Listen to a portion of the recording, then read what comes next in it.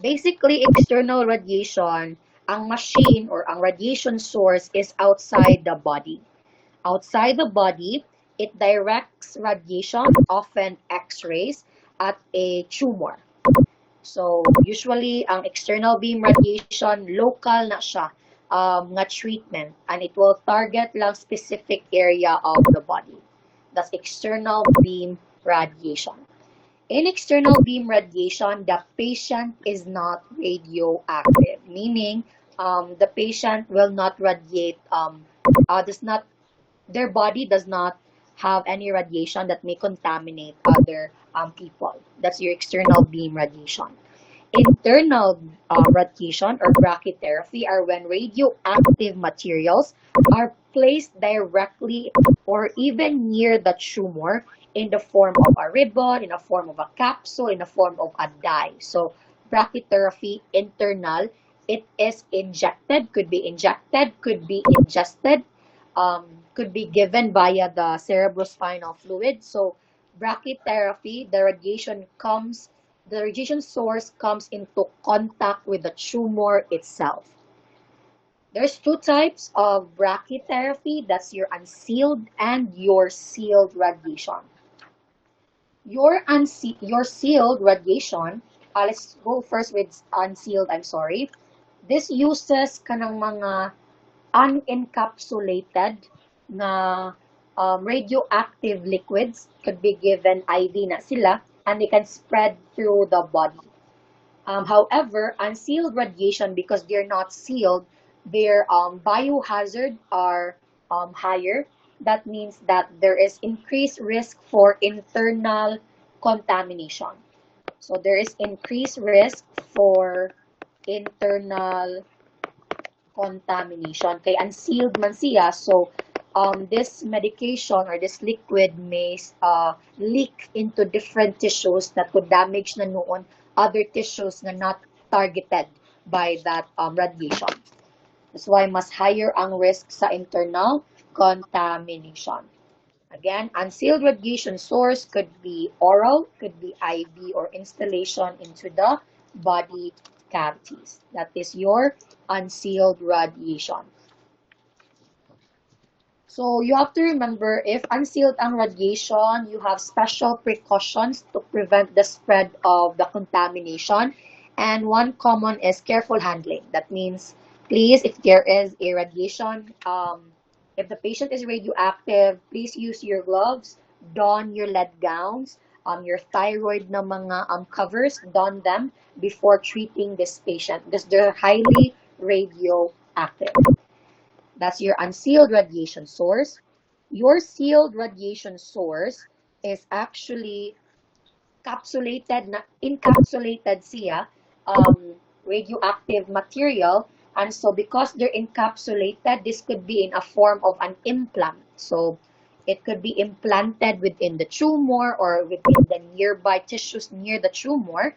So they're much safer than your unsealed radiation because nam siya sa capsule, dili siya mo leak, basically. So, dili internal radiation ang ato ang problem here. There's no problem to external radiation or contamination. Meaning that the client becomes radioactive, the source, the external radiation source is, or the implanted one, is the one that's radioactive, but the client itself is not the source of the radioactivity. Meaning na if it's inside the body of the patient, then the patient is not is radioactive, but not as radioactive than the unsealed. But if ma-remove na ang implant, then the implant itself is the one that carries radioactivity. And usually for sealed radiation source, it could be temporarily na ibutang or permanently. If temporarily na siya ibutang sa body or sa cavity, you have to handle it pretty well. Make sure nga you're using long-handled forceps, gloves, all the PPE that you will need. So that is the difference between sealed and unsealed. Basically, unsealed, not encapsulated, risk for leakage. Sealed, it is implanted in a capsule, so it's more safer, especially to help to the patient and to the surrounding people of the surrounding visitors or the healthcare providers. That is your sealed radiation sources. Again, the sealed radiation sources may be temporary or permanent, but if they're temporary, you have to remove them. And you have to remember that if the radiation source has been removed, then the client is no longer radioactive because it's just the capsule that is radioactive. Inform the client that cancer is not contagious and that is not the reason why we're isolating them. A lot of the client will ask you, nga nung mag-isolate man mi ma'am, nga dili man contagious ang cancer. If they're undergoing radiation therapy, the reason why um, they are what you call this one, they're isolated is because they're radioactive. So they transmit radiation. So explain that to your client. Inform the client to follow healthcare provider's prescription regarding the resumption of sexual intercourse if the implant was cervical or vaginal. Usually, if naapay radiation capsule inside the cervical cavity or in the vaginal cavity, the patients are not allowed to undergo any sexual activities. And usually, Marag, it will take at least 6 weeks or a little less than that, depending on your healthcare provider, on when you can resume sexual activity once the capsule has been removed. Then advise the client who had cervical or vaginal implant to notify the healthcare provider if there is diarrhea, frequent urination, urethral burning. Usually, if naay manifestation of that one, as you can see on the screen, and then gikan sila og cervical or vaginal implant, your greatest threat there is vaginal or cervical perforation, meaning na damage ang vagina and the cervix, which is actually a medical emergency. So if the client will report the symptoms like severe diarrhea, frequent or even painful urination, na urethral burning, you have to let the patient report that one immediately. So that is your radiation therapy. Radiation therapy may be done before any surgery to shrink the tumor, or it can also be adjuvant to a surgery, meaning done post-operative to continue maintaining or to continually remove the excess tumors or excess malignant cells in the body. That is radiation therapy. Are there questions with a difference between sealed and unsealed radiation source? Am I too fast?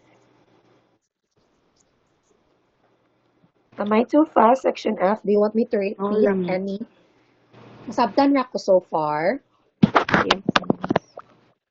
Yeah, I apologize if I'm a little too fast, ha. It's because this Mangud module is very long as well, and I'm only given a specific number of times. So, however, if you want me to repeat a specific statement that I have said, you may tell me to do so. That's no problem with me. So no question at all. This one is in your book. I don't want to read all of this one. It's in your book. Please read through this one. I just want to specify specific parts of your client education. And one of this is to take care not to remove the markings that indicate exactly where the beam of radiation is to be focused. So before mag-external beam radiation, mag-note na si doc kung asa dapit ang radiation ibutang. Please remind the clients not to remove them, not to wipe them out, especially if wala pa nagsugod ang external radiation. So tell them not to remove the marking. Also, use no powders, no ointments, no lotions or cream on the skin at the radiation site unless prescribed by the radiologist. Again, external beam radiation increases skin irritation. Powders, ointment, lotions may be irritants. So unless it's prescribed, do not give this to the patient. Avoid constricting the area as well kung asa nag-radiation dapit. Do not have belts, buckles, or straps or anything that will bind or rub the skin because the skin is already fragile, especially after radiation. So do not bind them nor do not have too much friction in them. Then this one is the most important. After radiation therapy, please advise the patient to avoid heat exposure. Avoid heat exposure, very important after external beam radiation.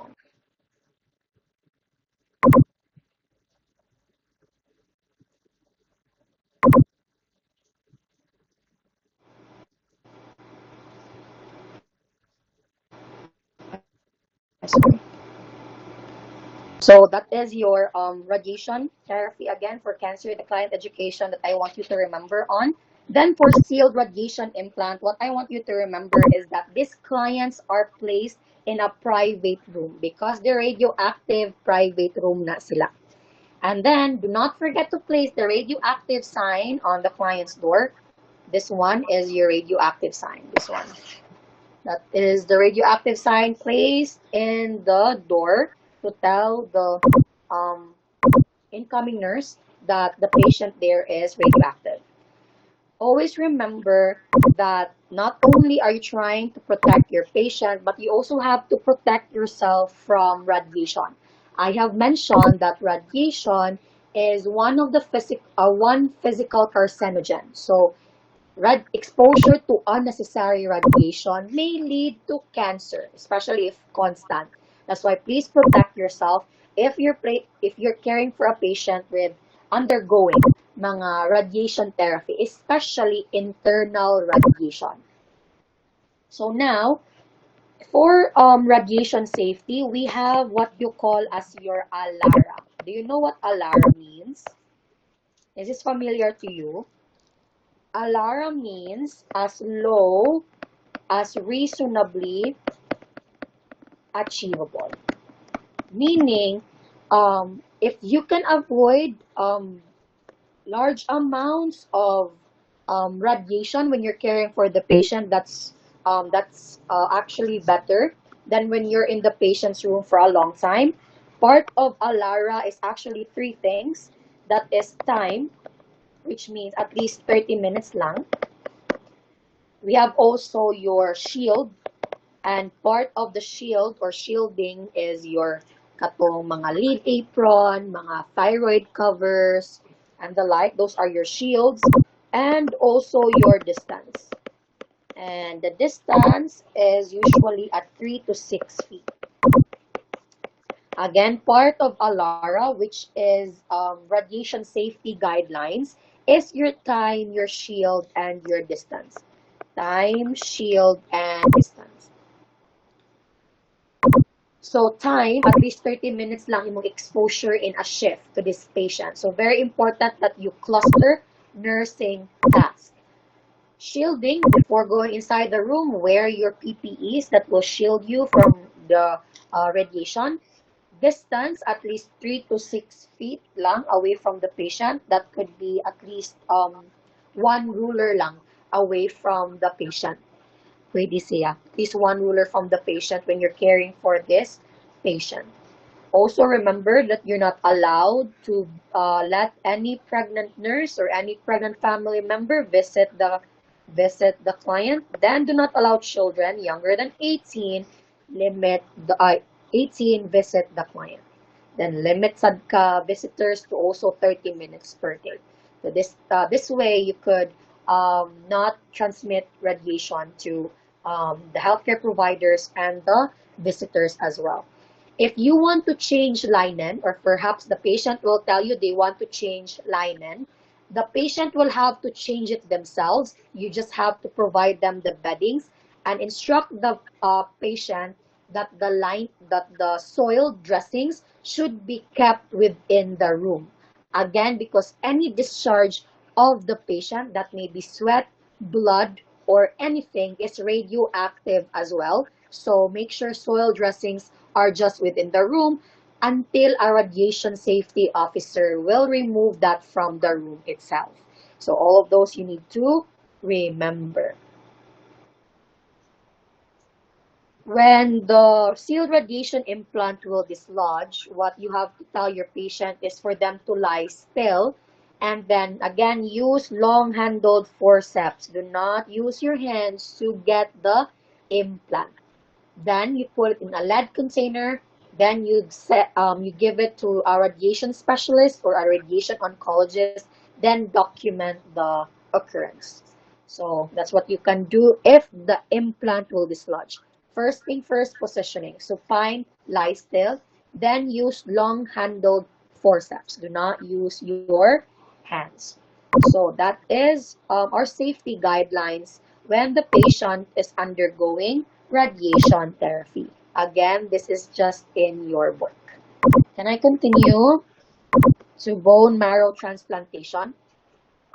This one, I don't want to dwell on bone marrow transplantation because you've discussed this one already.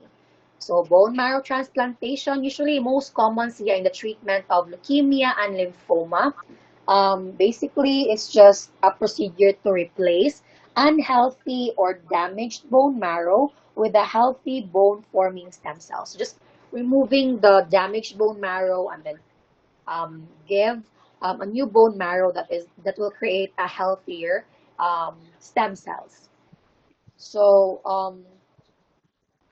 there are different types of donor. Allogenic could come from a sibling. Syngenic is from an identical twin. Your syngenic is actually the best type of donor stem cells because a twin, usually the twins usually have the same genes. So, mo siya best nga bone marrow good na transplant. Then autologous is the most common type. The bone marrow still comes from the the patient, the stem cells I mean, still came from the patient pero they're healthier lang na stem cells. So that is your bone marrow transplantation. So usually, before bone marrow transplantation, we will have pa high doses of chemotherapy as well as high doses of radiation para ma-destroy na to ang damaged cells. Then after high dose chemo, that's the time na that we will then introduce the healthy stem cells to the bloodstream. So we have to destroy first the damaged cells para dili sila mag-mix sa healthy. Once ma-destroy siya through chemo or radiation, that's the time that we will infuse the healthy stem cells to the bloodstream for the patient. That is bone marrow. You discussed this one already. How do we do that? We do harvesting first, in which the blood will be drawn from a person, and then mura na siya og dialysis in a sense that this blood will then be separated. They will remove a component. They will make sure that this blood is clean before giving it to the patient. So harvesting blood, conditioning of the blood, then transplantation na. It could be through IV or IV infusion via central line or IV push via central line. However, pinaka-common ng IV infusion, ang IV push man good, the bone, the stem cells, like your platelets and your WBCs, they're very big, so usually mag-clot na sila if i-IV push sa central line. So, pinaka-common sa area is actually IV infusion via your central line, then engraftment in which the stem cells will then get used to creating healthier cells for the body. That is your engraftment. And basically, that's just the whole procedure of the bone marrow. So just remember, i-replace na yun nato ang damage ng mga blood cells with a newer blood cells that are more healthier. And because we're talking about blood, then pinaka-common din siya for mga blood-borne cancers like leukemia and lymphoma. That's bone marrow transplantation. I know you already know the nursing interventions for BMT.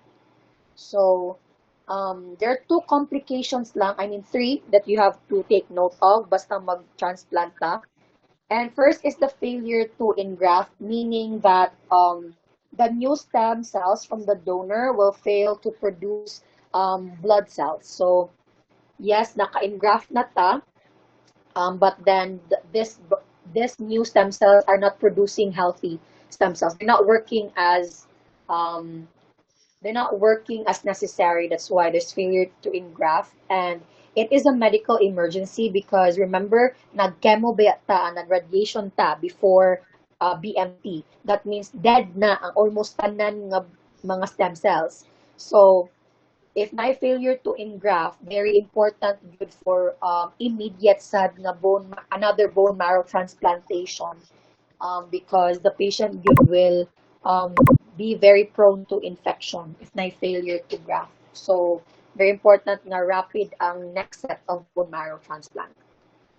Next is graft versus host disease. Again, the graft will detect that the bone cells from the host is foreign, so it will attack that one. Your hepatic veno-occlusive diseases, it's actually it's a liver condition, and this is caused by damage to the small cells na naa sa liver, and then it will decrease blood flow to the area. And this is a problem because this usually happens due to high chemo and radiation. So, if na high chemo and radiation, usually makadamage siya og small vessels, especially if it's high dosages na. So that's a complication we have to take note of. And one of pinaka-common yun niya nga manifestation is this one. Your RUQ, your right upper quadrant abdominal pain, your weight gain, and your ascites. Kana sila very common nga hepatic veno-occlusive disease. Because before pa lang ta nag-bone marrow transplant, naa na day occlusion due to chemo and radiation. What we can do is to increase fluid administration, supportive therapy, meaning if na pain, we give pain meds. If na inflammation, we give corticosteroids. So those are your hepatic veno-occlusive diseases. Okay, that is just the overview of cancer in general before we continue to the different types of cancer. Is there questions so far into the discussion? The information that I got from the discussion is in the book as much as possible. So if you have read your book, then that's not a problem at all. Is there any questions so far before I continue to the diseases na? The different kinds of cancer? Are there questions?